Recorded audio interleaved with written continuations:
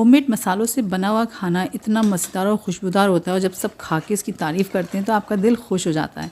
वैसी ही एक रेसिपी है जो है कि कटे मसाले का गोश्त बहुत डिलीशियस बनता है। देखने में जितना खूबसूरत लग रहा है ना, खाने में उतनी ही मज़ेदार बन के तैयार हुआ था।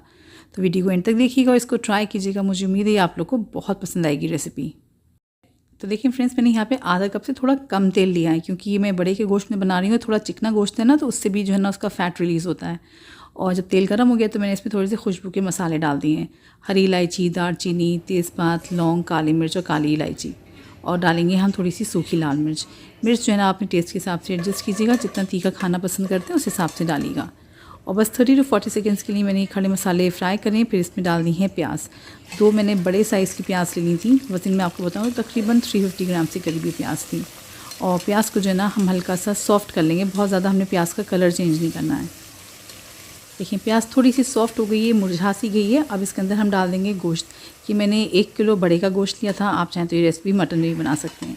साथ में डालेंगे इसमें लहसुन और अदरक। पूरी गांठ मैंने लहसुन की ले ली थी और 2 इंच का टुकड़ा था अदरक का, उसको मैंने थोड़ा सा चॉप करके डाल दिया है। और नमक डाल दिया टेस्ट के हिसाब से, तकरीबन 2 टीस्पून है ये। अब इन सारी चीज़ों को अच्छे से हम मिक्स करेंगे और गोश्त को जो है ना हमने तकरीबन 10 से 12 मिनट के लिए ना अच्छे से मीडियम फ्लेम पे भून लेना है। देखिए गोश्त बहुत अच्छे से भुन गया, आप देख सकते हैं कलर बिल्कुल चेंज हो गया है। और जो पानी रिलीज़ हुआ था ना गोश्त से, उसको भी मैंने खुशक कर लिया था। अब हमने गोश्त को गलाना है। अच्छा, क्योंकि ये रेसिपी शोरबे वाली नहीं होती है और प्याज से भी पानी रिलीज़ होगा, गोश्त से भी निकलता है थोड़ा सा पानी, और तो मैंने इसमें सिर्फ आधा कप के करीब पानी डाला है। और मटन में बना रहे हैं ना तो सिर्फ 1/4 कप ही पानी डालिएगा। और मैंने ये गोश्त जो है ना हाई फ्लेम पे एक विसिल आने दी थी इसमें, और फिर फ्लेम को लो करके 20 मिनट के लिए पका लिया था।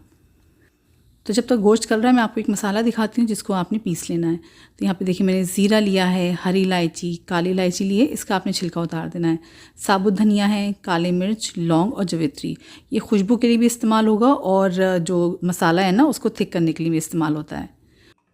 तो देखिए फ्रेंड्स, 20 मिनट बाद मैंने गैस बंद कर दी थी और इसका प्रेशर मैंने खुद से रिलीज़ होने दिया था।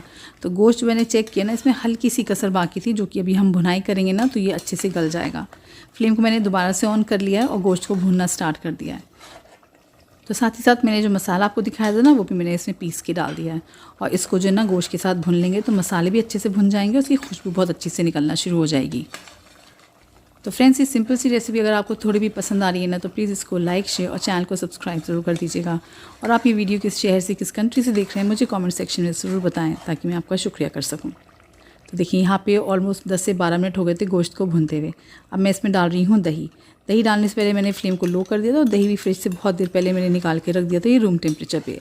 वज़न में आपको बताऊँ तो ये तकरीबन 250 ग्राम से करीब दही था, जिसको अच्छे से फेंट के मैंने डाला है।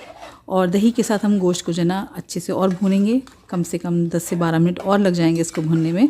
और इतना भून लीजिएगा कि दही का पानी खुशक हो जाए और तेल दोबारा सेपरेट हो जाए। ये देखिए आप, तेल बहुत अच्छे से सेपरेट हो चुका है और आप देख सकते हैं तेल की क्वांटिटी बढ़ गई है क्योंकि गोश्त से भी ना उसका फ़ैट रिलीज़ हो गया है। अब मैं इसमें डाल रही हूँ आखिर में खुशबू के लिए हरी मिर्च और हरा धनिया। तीखा ज़्यादा पसंद करते हैं ना तो हरी मिर्च को आप बारीक काट के भी डाल सकते हैं।